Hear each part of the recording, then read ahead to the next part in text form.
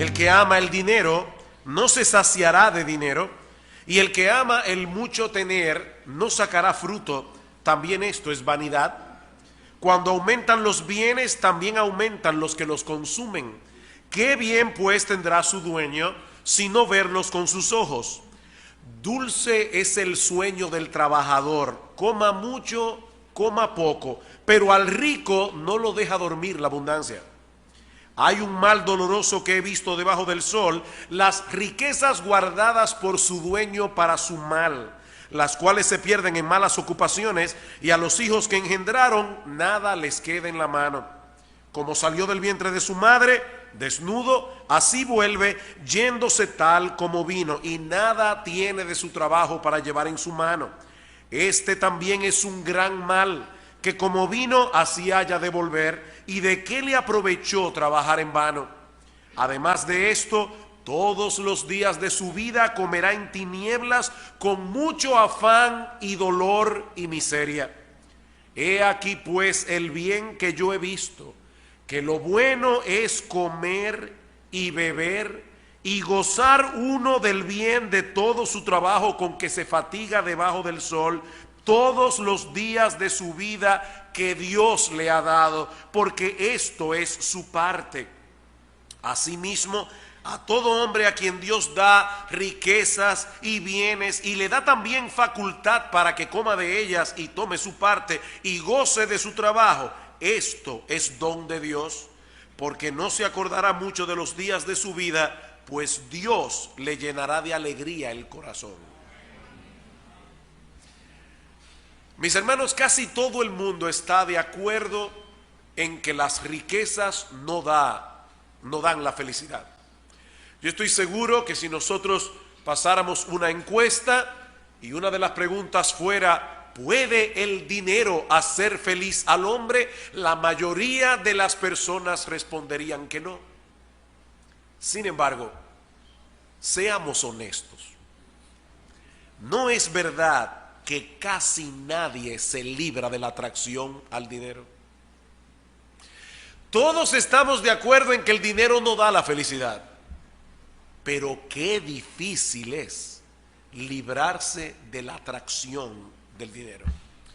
A mediados del siglo XIX, cientos de miles de personas se trasladaron hacia California, la llamada fiebre del oro. Abandonaron sus trabajos, la relativa comodidad de los lugares donde vivían con tal de hacerse millonarios. La realidad de la historia es que pocos mineros se hicieron ricos, pero muchos comerciantes prosperaron a costa de ellos. Muchos sueñan con obtener un trabajo bien remunerado, llegar a ser ejecutivos de una empresa muy importante, que lo firmen como jugador de grandes ligas, o simplemente ganar la lotería o dar un golpe de suerte en un casino. Sin olvidar a todos los que persiguen ese mismo sueño yendo detrás de los predicadores del evangelio de la prosperidad, una verdadera plaga en el siglo XX y XXI.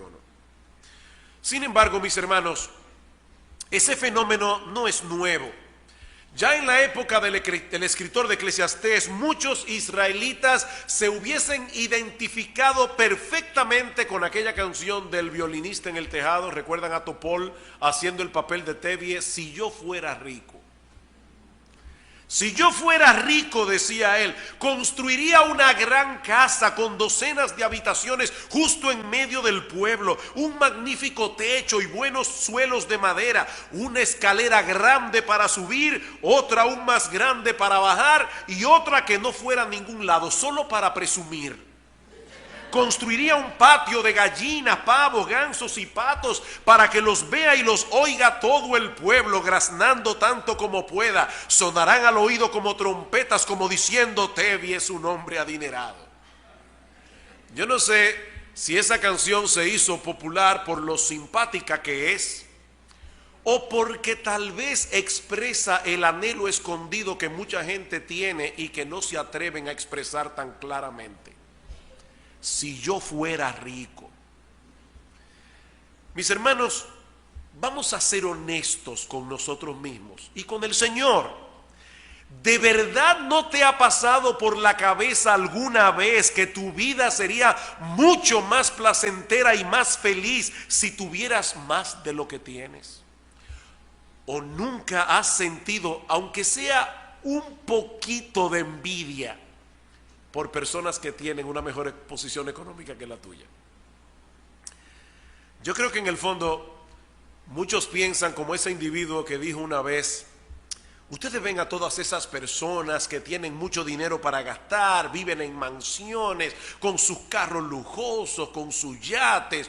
¿Ustedes creen que son felices? Porque a mí me da la impresión de que sí. Yo creo que todos tenemos ese gusano en el corazón. Y es precisamente por eso, mis hermanos, que nosotros escuchamos poner atención a lo que Salomón quiere enseñarnos en este pasaje acerca de la vanidad de las riquezas. Yo he titulado el mensaje de hoy Satisfacción no garantizada, porque ese es el tema de la porción del libro de Eclesiastés que vamos a estudiar en esta mañana. Ese es el sello que deberían llevar todas las cosas atractivas que el dinero puede comprar. Satisfacción no garantizada, porque ninguna de ellas puede proveer al hombre satisfacción permanente. Sin embargo, antes de pasar a probar su punto, Salomón se detiene por un momento en un texto que honestamente es bastante extraño para hablar acerca de la corrupción gubernamental. Y todo eso para introducir su tema y mostrarnos que muchas veces la burocracia es una consecuencia directa de la codicia humana. Versículo 8: si opresión de pobres y perversión de derecho y de justicia vieres en la provincia, no te maravilles de ello, porque sobre el alto vigila uno más alto y uno más alto está sobre ellos. Los pobres y oprimidos, dice Salomón, tienen poco chance de encontrar justicia en el sistema, porque si un funcionario no les hace caso por falta de incentivo, el otro funcionario que está por encima es muy probable que tampoco le haga caso, porque él se beneficia de ese sistema corrupto. Sobre el alto vigila uno más alto y sobre ese vigila otro más alto, y todos ellos se benefician de ese sistema, de esa escalera de corrupción. Eso es lo que alguien ha llamado el carácter predatorio interno de la burocracia.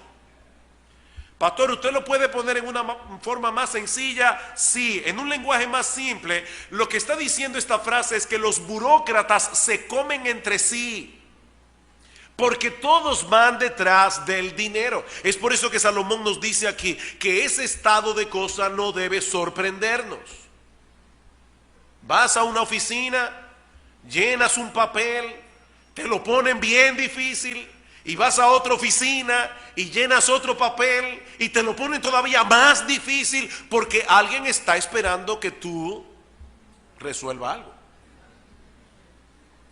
Eso debiera entristecernos, pero no debiera sorprendernos, dice Salomón, porque esos funcionarios son hombres. Y en este mundo caído, los hombres tienden a ser codiciosos y arrogantes, sobre todo si tienen algo de autoridad. ¿Cuál es la solución entonces? ¿Deshacernos del gobierno? Por supuesto que no. Versículo 9: además, el provecho de la tierra es para todos, el rey mismo está sujeto a los campos. Este es un texto sumamente difícil de traducir y consecuentemente muy difícil de interpretar, pero como bien señala un comentarista, la idea general parece ser que a pesar de la corrupción en la burocracia, es mejor tener un gobierno organizado y un rey en el país que tener anarquía. Es mejor. Tal parece que en aquellos días algunos terratenientes compraban tierras solo para inversión y la dejaban sin cultivar. Si el rey estaba comprometido con el cultivo del campo, a la larga muchos recibirían el beneficio. Por supuesto, eso no resuelve por completo el problema de la corrupción gubernamental, pero es más probable que un mayor número de personas se beneficien donde hay más comida para comer. Yo supongo que a esta altura del mensaje algunos pueden estar pensando: ve, pastor, ahí es precisamente donde el dinero puede ser de gran ayuda. El problema de los pobres es que ellos no tienen la manera de aceitar la maquinaria de la corrupción gubernamental. pero a los ricos se les abren muchas puertas. Y eso es verdad. En eso tienes algo de razón. Pero a pesar de todas las ventajas que parecen tener las riquezas, lo que Salomón nos enseña en los versículos siguientes es que el amor al dinero produce insatisfacción. El amor al dinero tarde o temprano te frustrará. Nadie puede llegar a ser feliz viviendo para las riquezas. Y para probar su punto, Salomón se vale de 3 argumentos y de una ilustración. ¿Por qué es imposible que una persona que ame el dinero llegue a tener una vida satisfactoria? Bueno, en primer lugar, porque mientras más tienes, más quieres. Versículo 10. El que ama el dinero no se saciará de dinero, y el que ama el mucho tener no sacará fruto. También esto es vanidad. La persona que vive por el dinero siempre querrá tener más, no importa cuánto tenga. John Rockefeller, estuve estudiando algunas cosas de este individuo en esta semana. John Rockefeller fue en su época una de las personas más ricas del mundo. Pero cuando alguien le preguntó cuánto dinero le gustaría tener, su respuesta es solo un poco más. No importa cuánto tengas, yo quiero tener un poco más. Ahora, el problema no es el dinero en sí. El problema es lo insaciable que se vuelven los que aman el dinero. Siempre existe la posibilidad de tener un poco más. ¿Por qué no tratar de conseguirlo? Dice alguien, el amor al dinero crece en función del alimento que recibe. En otras palabras, mientras más alimentas tu codicia, más ambicioso te vuelves. Mientras más alimentas tu codicia, más ambicioso te vuelves. Y no se trata simplemente de la capacidad de adquirir que el dinero nos da. Todos quisiéramos tener algo mejor que lo que nosotros tenemos. Todos quisiéramos tener algo de seguridad económica, pero el problema no es solamente eso. Es el estatus que acompaña el dinero y el orgullo de tener más que otros. Dice C.S. Lewis que el orgullo es esencialmente competitivo. Decimos, dice él, que la gente está orgullosa de ser rica, los que lo están. Hay ricos que no están orgullosos de ser ricos. Pero decimos que la gente está orgullosa de ser rica o de ser inteligente o de ser hermosa, pero no es así. Están orgullosos de ser más ricos, más inteligentes o más hermosos que los demás. Ese es el orgullo. La codicia hará sin duda que un hombre desee dinero para tener una casa mejor, mejores vacaciones, mejores cosas que comer y beber, pero solo hasta cierto punto. Lo que él está diciendo es, la codicia por el dinero no es únicamente por el poder adquisitivo del dinero. Mis hermanos, piensen en esto por un momento. ¿Por qué un hombre que tiene una cuenta de 100 millones de dólares en el banco quiere más? ¿Por qué? Dice Lewis, no es la ambición de mayor placer. Con 100 millones de dólares algo se hace, ¿verdad? O sea que no es la ambición por un mayor placer. Dice él, es el orgullo, el deseo de ser más rico que algún otro hombre rico y aún más el deseo de poder. El problema es que siempre pudieras ganar más, siempre pudieras tener algo mejor que lo que tienes y siempre encontrarás una persona más rica y más poderosa que tú. Siempre. Por lo tanto, si tu ambición en la vida es el dinero, nunca será suficiente para ti. Nunca será suficiente. El que ama el dinero no se saciará de dinero. Y el que ama la abundancia no se saciará de ganancia, dice la versión de las Américas. Es por eso que en 1 Timoteo capítulo 6 Pablo nos advierte que los que quieren enriquecerse caen en tentación y lazo. Y déjenme decirles algo, no hay que ser rico para querer enriquecerse más. Los pobres tienen ese mismo problema. Los que quieren enriquecerse caen en tentación y lazo y en muchas codicias necias y dañosas que hunden a los hombres en destrucción y perdición. Muchas codicias porque no importa cuánta fortuna logres amasar, siempre vas a querer más. Porque raíz de todos los males es el amor al dinero. No el dinero, con el dinero se hace mucho bien. Estamos reunidos en este edificio porque alguien dio dinero. Estaremos, si el Señor lo permite, en nuestro nuevo edificio con nuestras nuevas facilidades, más cómodos. Eso costó dinero. Hay mucho bien que se puede hacer con el dinero. El problema no está en el dinero. El problema está en el amor al dinero, el cual, codiciando algunos, se extraviaron de la fe, dice Pablo, y fueron traspasados de muchos dolores. Y en Hebreos capítulo 13, versículo 5 se nos advierte, seamos pobres o seamos ricos, sean vuestras costumbres sin avaricia. ¿Saben cuál es la palabra griega que se usa allí para avaricia? Deseo de tener más. Deseo de tener más. Sean vuestras costumbres sin avaricia, contentos con lo que tenéis ahora. Contentos con lo que tenéis ahora. Pero hay otro problema, dice Salomón. Y es que mientras más dinero tienes, más personas vendrán detrás de lo tuyo.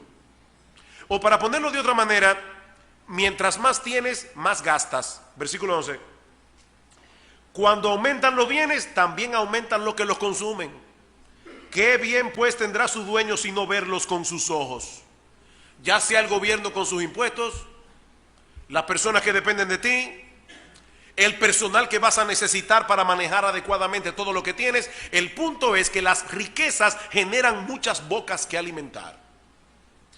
Dice un comentarista, cuando las personas llegan a ser ricas, van a necesitar más personal de limpieza, jardineros que mantengan el jardín, una niñera que vele por los niños, un chofer que le conduzca el automóvil, un contable que le lleve los libros, un inversionista que invierta bien su dinero, un abogado que lo defienda legalmente y un guardaespaldas que lo proteja a él y a su familia. Eso es una realidad. Sin contar con todas las personas y fundaciones caritativas que se van a acercar a ti para solicitar tu ayuda. Dice en Proverbios 19:4 que las riquezas traen muchos amigos. El problema es que el rico nunca sabe si van detrás de él o de lo suyo. Mientras más tienes, más personas vendrán a buscar una parte del pastel. Pero hay otro problema, dice Salomón.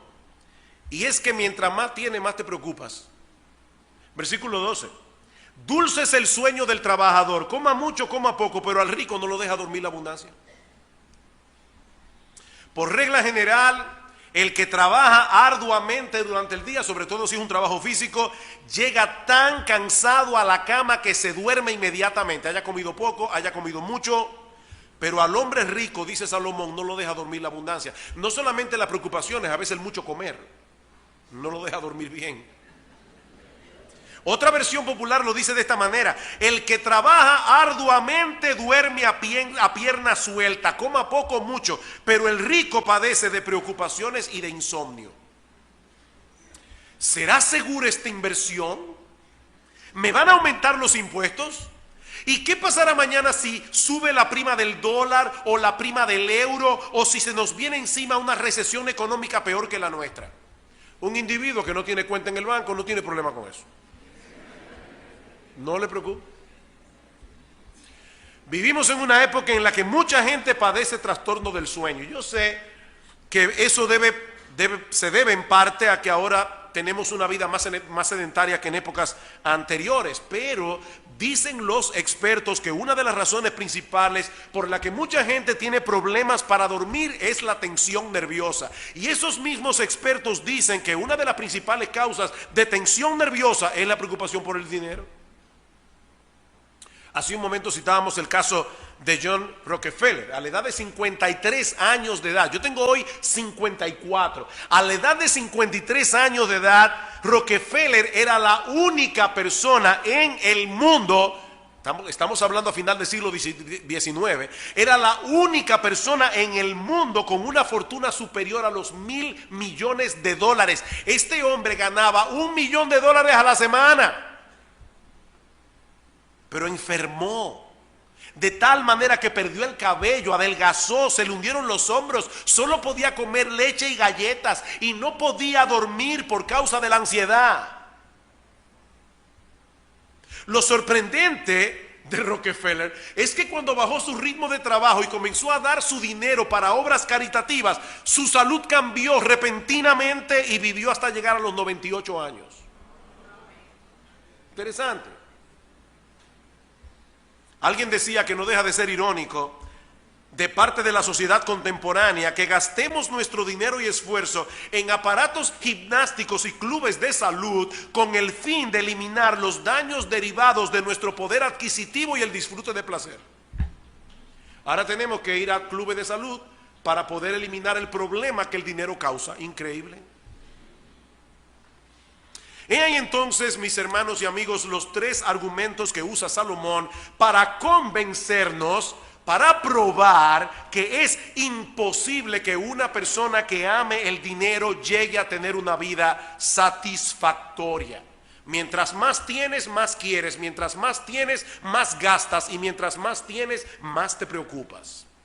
Pero ahora Salomón deja a un lado la argumentación para ponernos una ilustración que nos ayude a visualizar concretamente lo que puede suceder con esas personas que no trabajan para vivir, sino que viven para trabajar y para acumular riquezas. Versículo 13.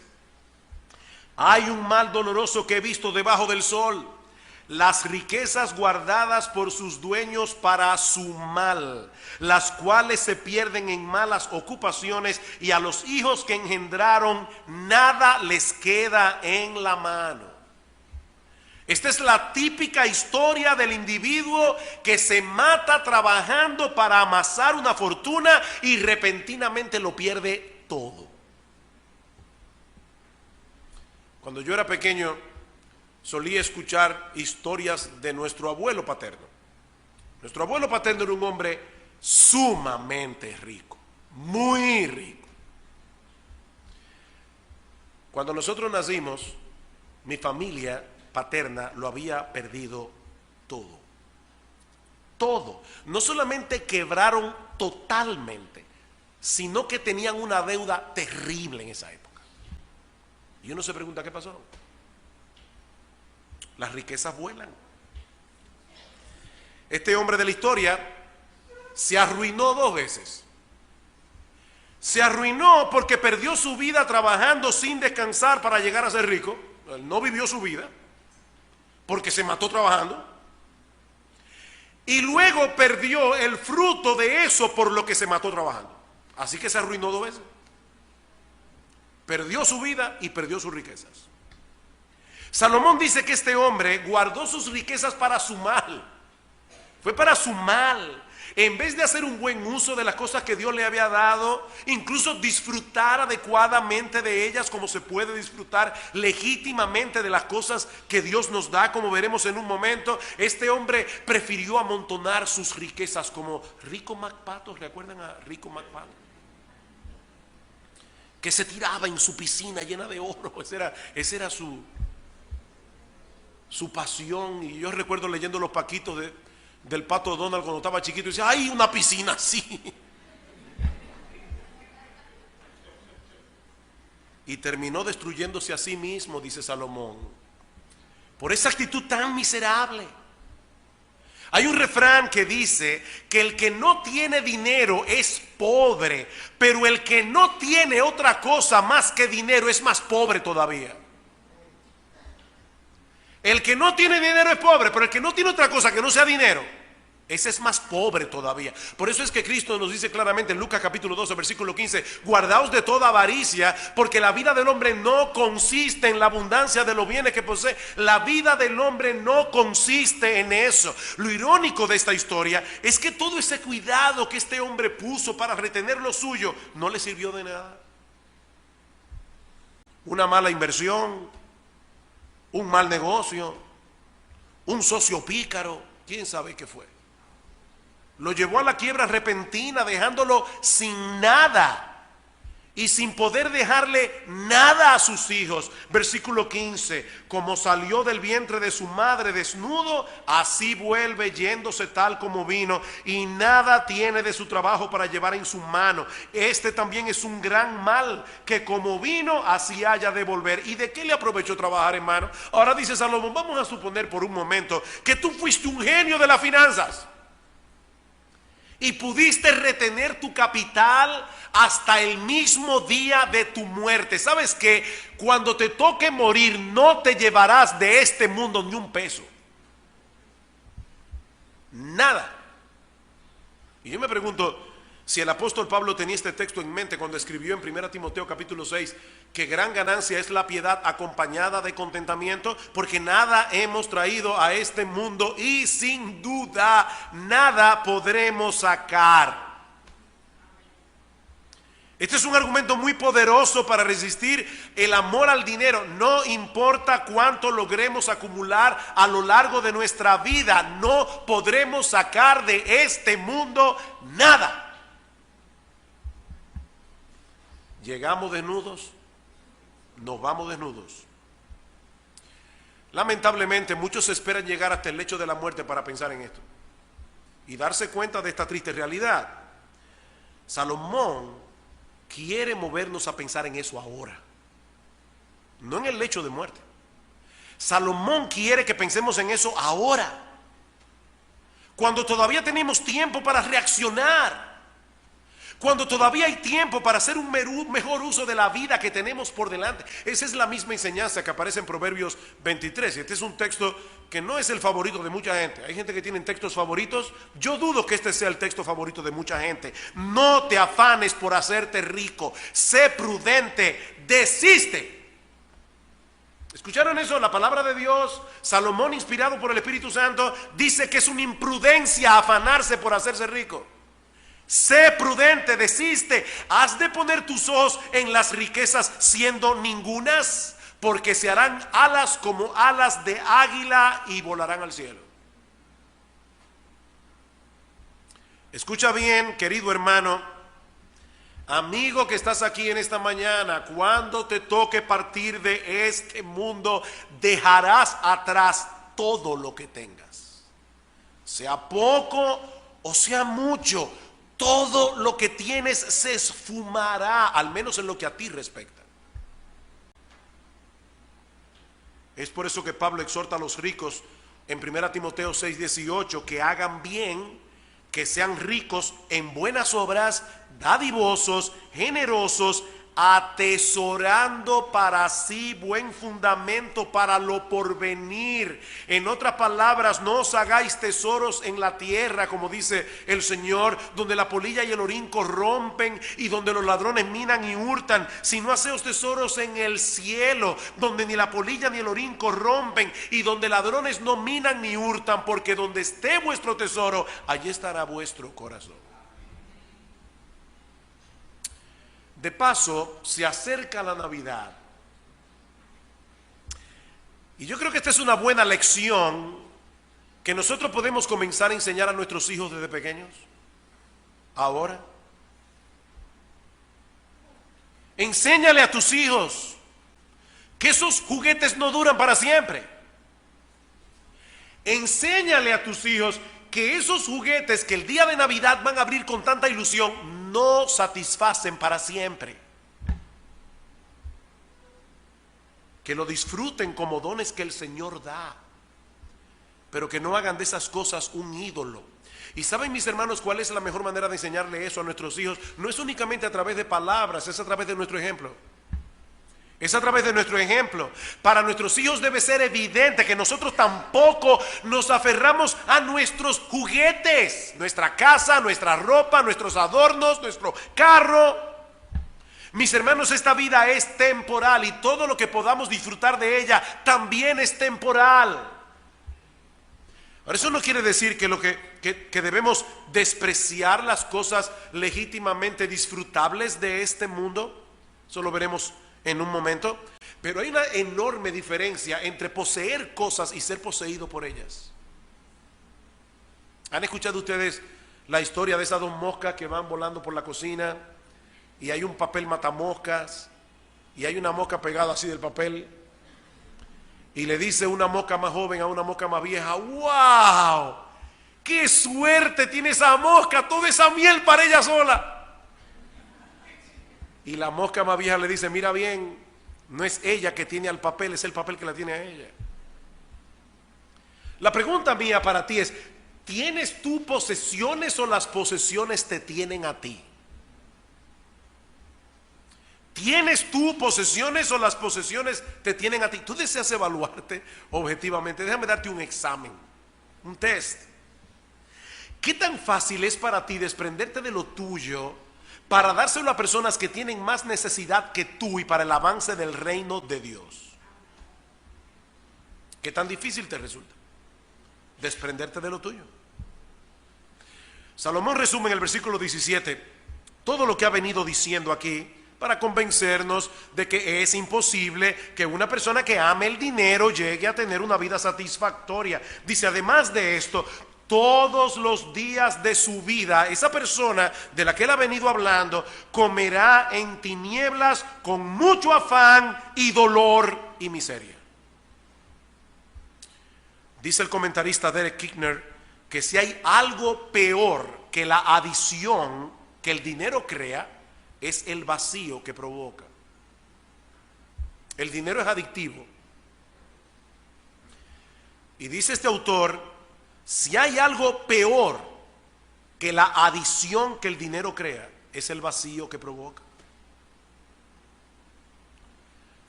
Miren, mis hermanos, yo estoy seguro que ustedes tienen que haber visto ejemplos de esto más de una vez. El que vive miserablemente para acumular riquezas terminará como un miserable. Eso es lo que Salomón está diciendo aquí. Cuando ese hombre se dé cuenta de que él tendrá que dejar atrás todo aquello que se esforzó por retener, cuando este hombre ya viejo se dé cuenta que no valió la pena poner a un lado a sus familiares, no valió la pena poner a un lado a sus amigos, no valió la pena matarse trabajando tanto que no pudo disfrutar de lo que tenía, es muy difícil que este hombre no termine sus años como un viejo airado y amargado. Ahora es importante señalar en este punto de mi mensaje que Salomón no está abogando en este pasaje ni por la pobreza ni por la riqueza, porque ambas tienen sus problemas. Salomón no está abogando aquí ni porque seamos ricos ni porque seamos pobres. Escuchen cómo ora Agur en Proverbios capítulo 30. Él le pide a Dios: Señor, no me des pobreza ni me des riquezas, manténme del pan necesario, no sea que me sacie y te niegue y diga: ¿quién es Jehová? Un individuo que confía en su poderío económico. ¿Y a mí qué me importa quién es Dios? Yo puedo resolver mis problemas yo solo. Agur dice: Señor, guárdame de eso, pero tampoco me des pobreza, no sea que siendo pobre hurte y blasfeme el nombre de mi Dios. La advertencia de Salomón aquí es que nos cuidemos del amor al dinero y de la falsa seguridad que el dinero produce. Pero ¿saben qué, mis amados hermanos? La solución que Salomón nos brinda al final de este pasaje es sencillamente sorprendente. Uno esperaría, ¿verdad?, que después de un pasaje como este, Salomón nos invitara a todos a hacer un voto de pobreza. Pero eso no es lo que él hace. Lo que Salomón hace aquí, en vez de invitarnos a hacer un voto de pobreza, es enseñarnos a disfrutar lo que Dios nos provee, recordando que son dones que vienen de su mano. Esa es la solución. Versículo 18.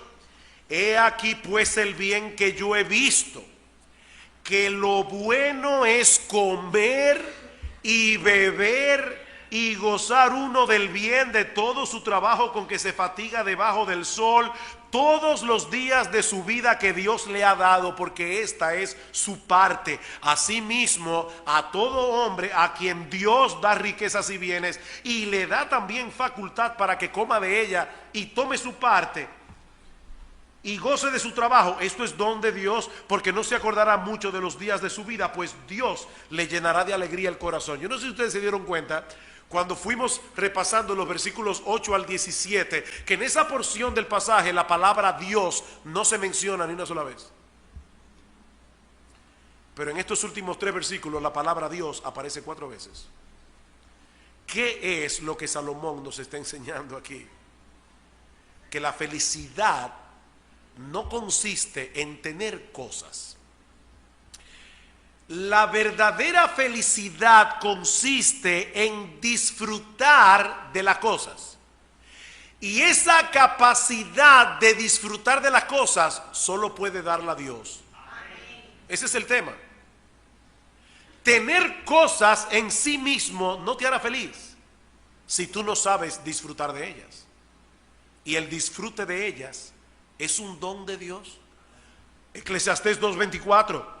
No hay cosa mejor para el hombre sino que coma y beba y que su alma se alegre en su trabajo. También he visto que esto es de la mano de Dios. ¿El qué? O el que tú puedas comer, beber y gozarte del fruto de tu trabajo legítimamente. Capítulo 3, versículo 15. Yo he conocido que no hay para ellos cosa mejor que alegrarse y hacer bien en su vida, y también que es don de Dios que todo hombre coma y beba y goce el bien de toda su labor. Mis hermanos, ¿cuál es la enseñanza de estos pasajes del libro de Eclesiastés? Que si bien es cierto que la vida sin Dios es absurda y es miserable, especialmente para aquellos que viven para las riquezas materiales, cuando nosotros colocamos a Dios en el centro de nuestras vidas, aún el dinero y las posesiones se convierten en una bendición. En una bendición disfrutable. Noten una vez más capítulo 5 versículo 19. Asimismo, a todo hombre a quien Dios da riquezas y bienes. ¿Escucharon eso? No fue el diablo que se las dio.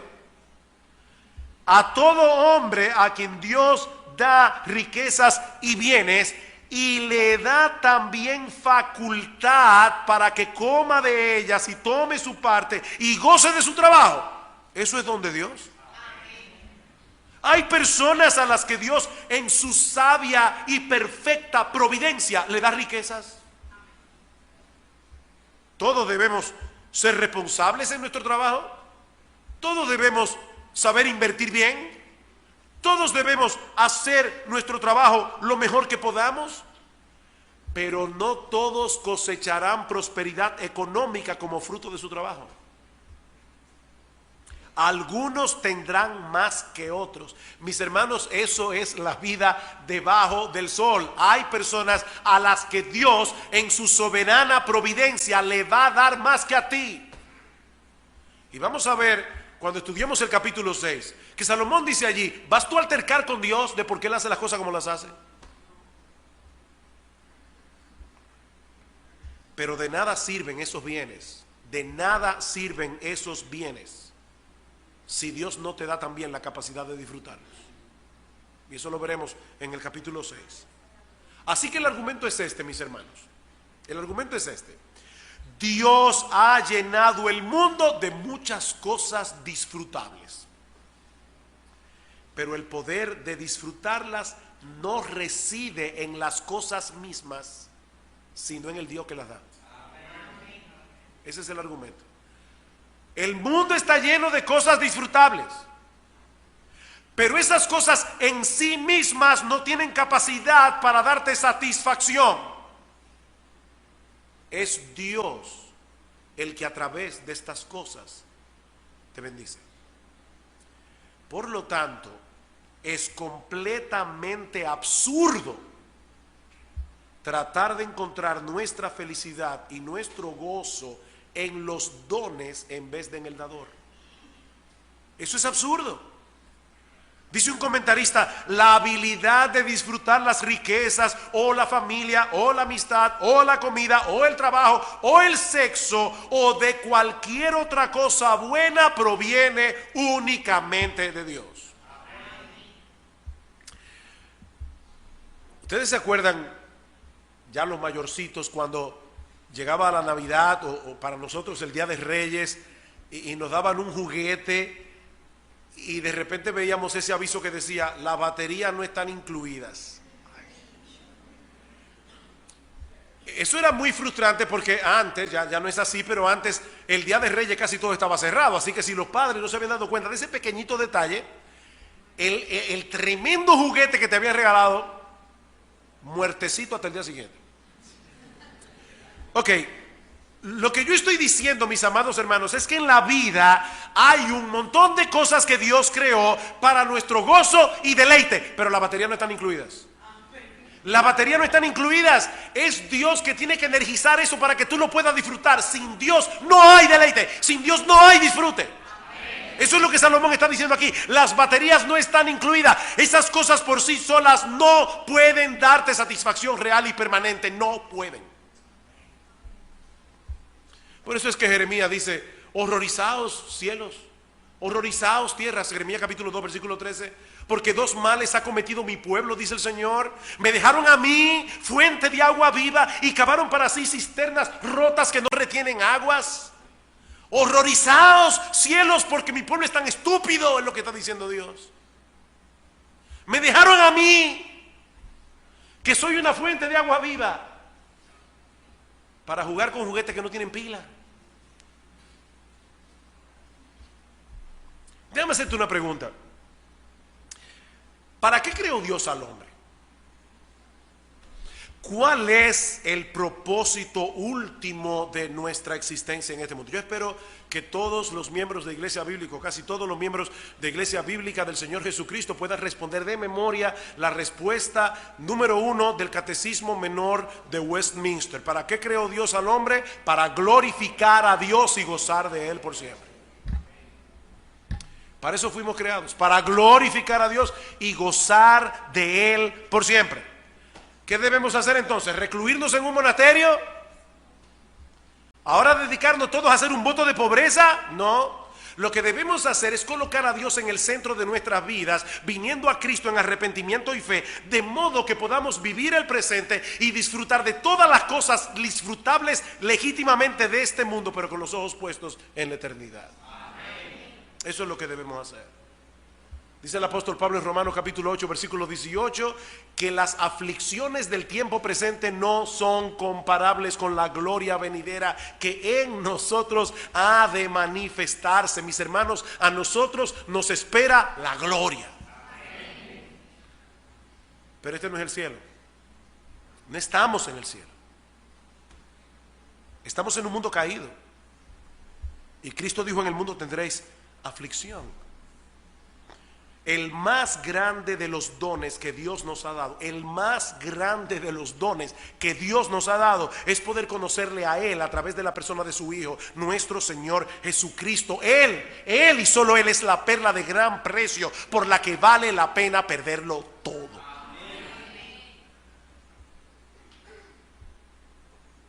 Lo sorprendente de la salvación que Cristo nos otorga de pura gracia es que trae consigo la capacidad de disfrutar de todo lo demás sin permitir que nos esclavice. Qué glorioso. Jesucristo nos hace libres para que podamos disfrutar de todo lo creado, pero adorando únicamente al Creador. Queridos hermanos, nuestra identidad no depende de nuestro estatus económico. Nuestra identidad no depende de la ropa que usamos. Nuestra identidad no depende del barrio en que vivimos. Nuestra identidad descansa únicamente en la relación que tenemos con Jesús, si somos cristianos. Somos cristianos. Todos los creyentes somos iguales en eso. El rico, el pobre, somos cristianos. Y a todos nos aguarda una herencia. A todos. Una herencia incorruptible, incontaminada, inmarcesible, reservada en los cielos para nosotros, dice 1 de Pedro capítulo 1 versículo 4. Tú eres heredero de Dios en Cristo. Mientras tanto, ¿qué hemos aprendido hoy? Disfrutemos con gozo y gratitud de los buenos dones que Dios nos da, recordando que ninguno de ellos puede sustituirlo a Él. Así como no hay salvación fuera de Cristo, tampoco hay verdadero deleite y satisfacción fuera de Cristo. No lo hay. Mi hermano, yo no sé de qué manera el diablo puede estar engañando tu corazón en este momento. Yo no sé en esta semana cuánto tú has tenido que lidiar con tus pensamientos. Ay, si yo tuviera un mejor sueldo, si yo tuviera una cuenta de banco, algo pequeño, Alguien decía, las pequeñas cosas son las que dan satisfacción. Un pequeño yate, una pequeña mansión, una pequeña fortuna. Yo no sé si tú has estado peleando con esos pensamientos durante la semana, pero déjame decirte algo. Si tú eres verdaderamente cristiano, créeme, tú estás en una mejor posición que todos esos millonarios que aparecen cada año en la revista Forbes.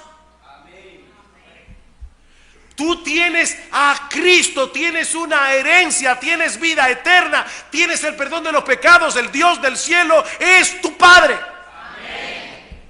¿Tú quieres más?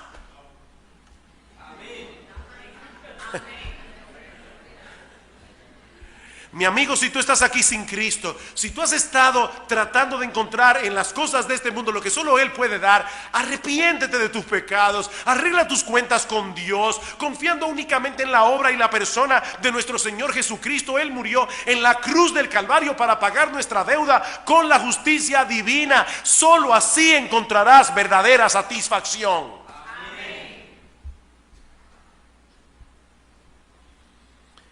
Escucha estas palabras de Cristo y con ellas concluyo. En el último y gran día de la fiesta, Jesús se puso en pie y alzó la voz diciendo: si alguno tiene sed, venga a mí y beba. El que cree en mí, como dice la Escritura, de su interior correrán ríos de agua viva. Solo en Él hay verdadera y permanente satisfacción. Oh, que el Señor bendiga su palabra en esta mañana, de modo que seamos librados de toda codicia y podamos en nuestros corazones atesorarlo únicamente a Él.